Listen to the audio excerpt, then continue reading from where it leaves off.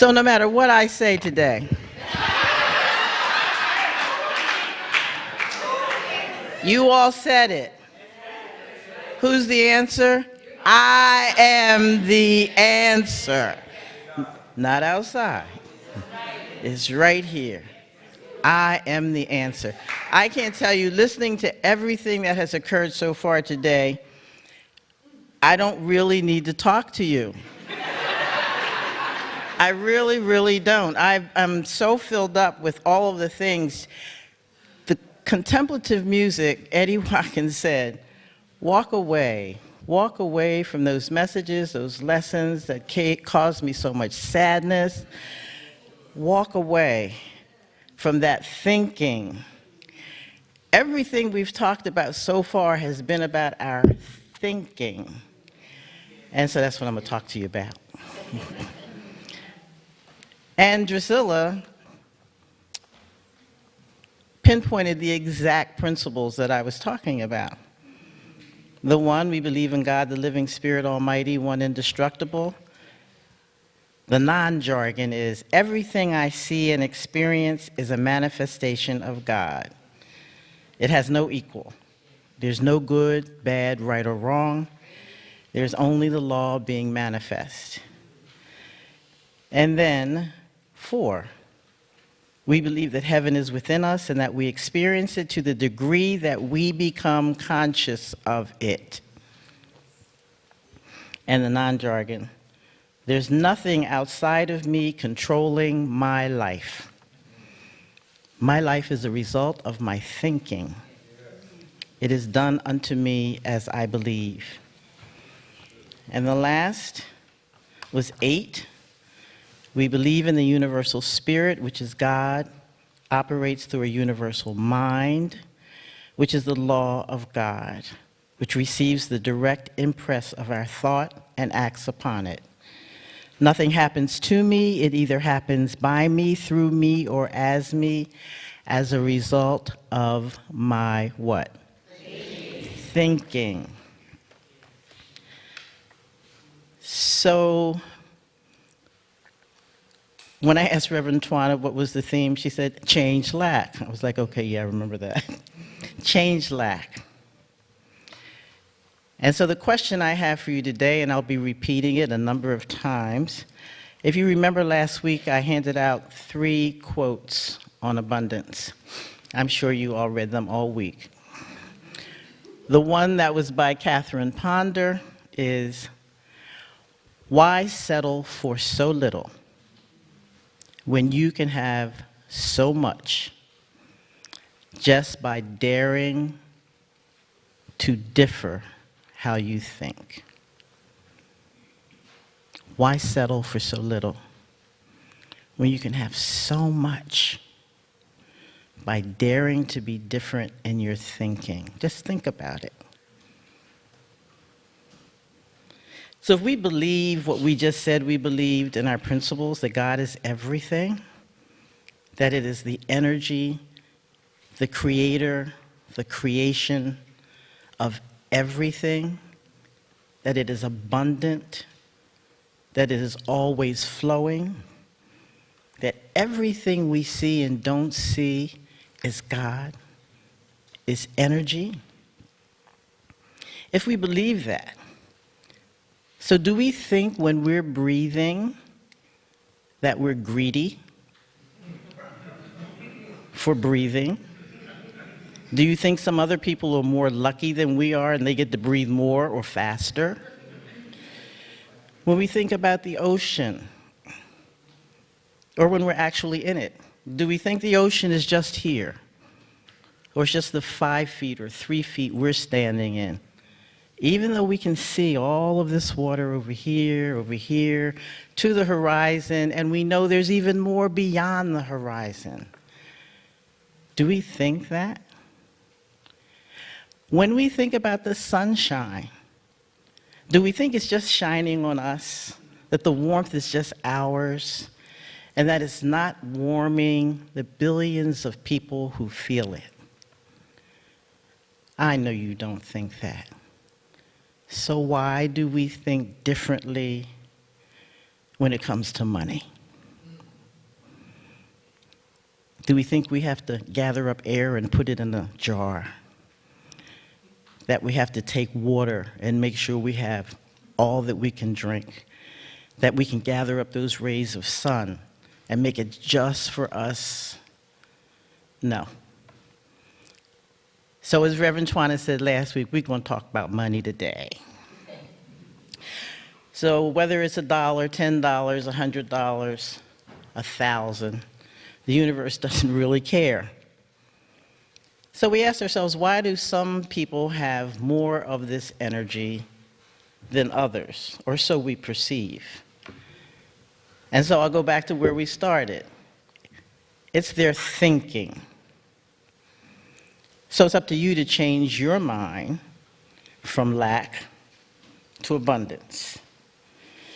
You say it's easier to say than do, but it's really not. What Eddie was saying, I'm walking away. I'm leaving it behind. It really takes a decision.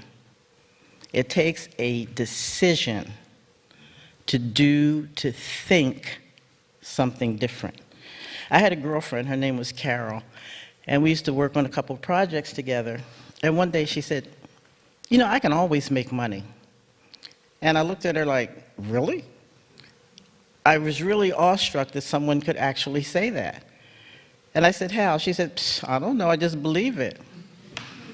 And she did it all the time because that was her operator. That's what she lived for. That's what said to her. She could always make money. And I was quite envious of that because I could never say that, and I was never making it.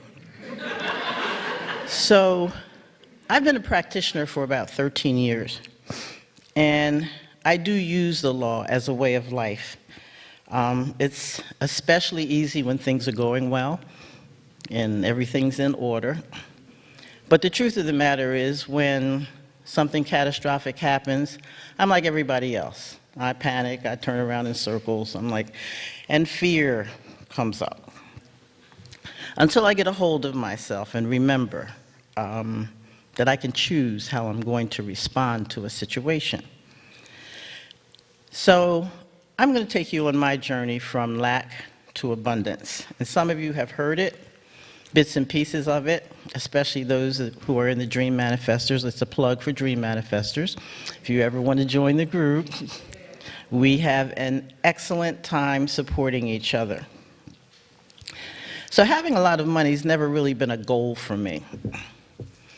I've always worked. My mother and father worked, and particularly my mother. And she was a role model for me. I never had the illusion of the woman on TV who was in high heels and lipstick with dinner waiting for her husband to come home. I knew that I was going to be working. And it wasn't a burden, it was just a fact of life. I wanted to work. And so I did. And we, as a family, my birth family and my created family, have always been, in quotes, comfortable. Except when something happened, like a lost job or a major expense, and then, some of that comes in and you realize that things get to be tight. And during those times, all I could think about was, at least we have.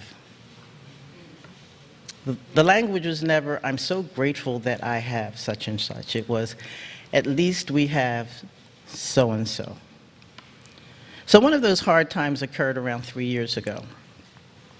I lost a contract. It was a great deal of money, a large portion of our income.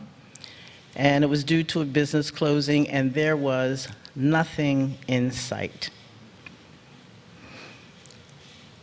And so, you know how your mind starts going? So the story started coming. What am I going to do? I'm 72 years old. Nobody's going to hire me. Where am I going to find some money?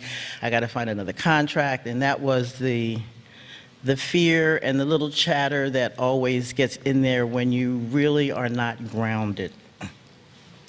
The only place that we could turn was to family and to borrow money, with no way of thinking about how we were going to pay it back. And then a large sum of money came to us, and it came from the estate of my husband's mother. And it was Spirit saying, see, you didn't know, that that was going to be coming. However, my consciousness had not changed, and so that money got swept up in bills, excuse me, got swept up in bills and paying back loans. And when I say I was comfortable, it was because nothing had really changed for us. We sold our house, we had an apartment, we still had a car, we had television, we got rid of cable, we weren't paying our credit card bills, but we hadn't fallen off the cliff yet. And then one day, I remember hearing something here, and I was trying to figure out what it was, but I don't remember what it was. But what it basically said was, your life is an outpicturing of your beliefs. And that didn't really make me feel good, because I'm a practitioner. It didn't make me feel good at all.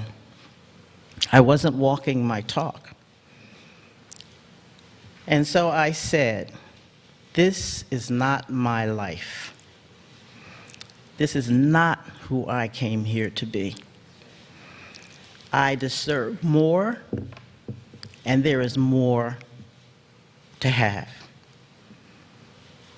That's how you change lack.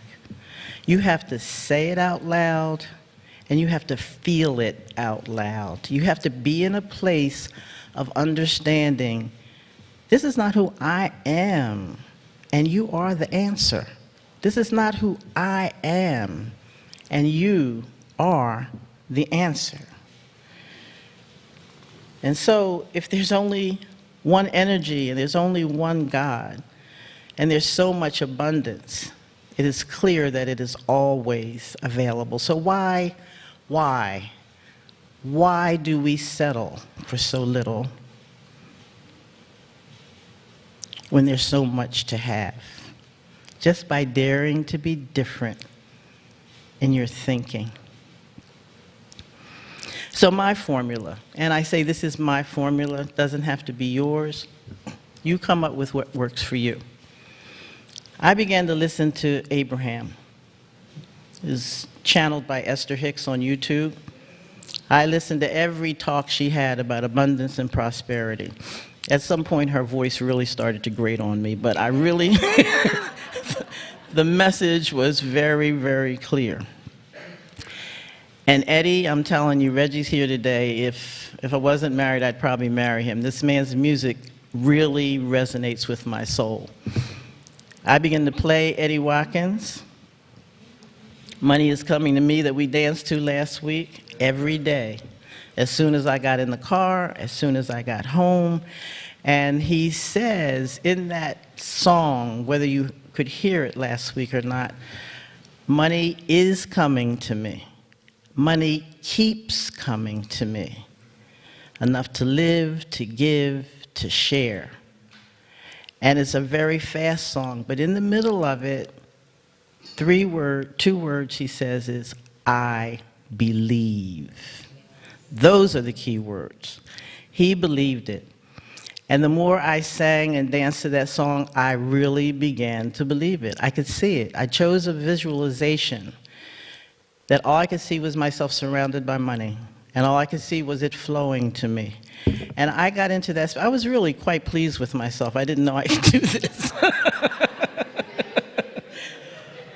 But the process really brought me to a place of like, but this is true.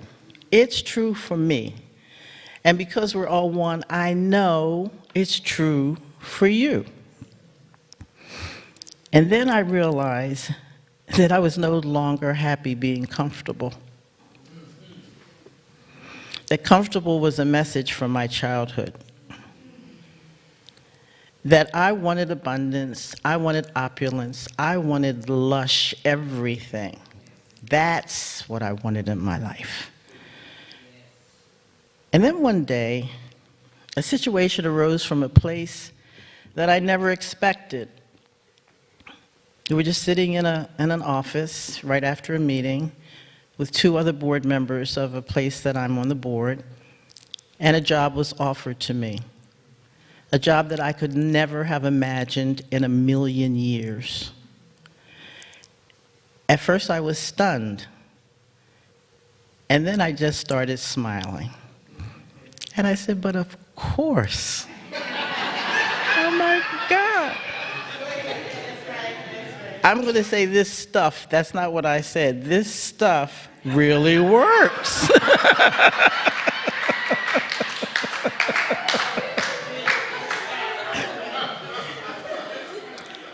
And so after being in this job, it took me another